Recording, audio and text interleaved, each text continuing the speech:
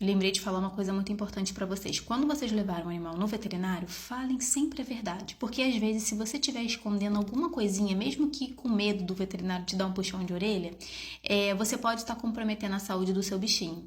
A gente não tá aqui, obviamente, para julgar ninguém, tá, pessoal? Especialmente quando nós estamos literalmente em quatro paredes dentro de um consultório. A gente tá ali para salvar a vida do bicho, para passar o nosso conhecimento para vocês, para ter um esclarecimento, né, obviamente, e deixar o animalzinho em segurança. Por que eu tô falando isso? Esses dias eu atendi um animal que ele estava literalmente com sinais clássicos de intoxicação. E eu perguntei, tá com intoxicação, né? Usou veneno em casa, usou inseticida, defensiva agrícola, e a gente fazendo várias perguntas. Teve obra, o animal clinicamente com um quadro ali de intoxicação, mas obviamente, isso numa emergência, mas obviamente também poderia ser uma sepsemia, né? Alguma coisa do tipo.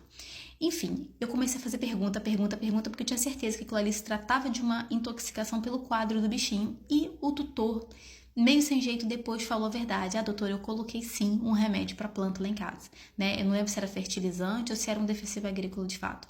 Ele tinha dito que não, mas de tanto insistir, ele falou a verdade e realmente condizia com todos os sintomas que o animal estava. Nós entramos com um tratamento mais eficiente para um quadro de intoxicação e graças a Deus o bicho ficou vivo.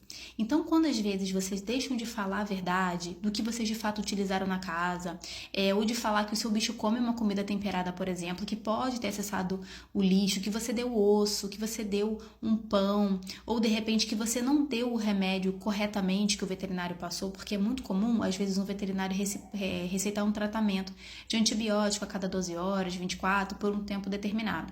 E aí tem tutor, dependendo da correria, da situação ali, não faz na hora certa ou deixa de fazer e depois o bicho passa mal, volta pro veterinário e a gente fica lá arrancando o cabelo, querendo descobrir o que estava acontecendo, que o bicho não ficou bom.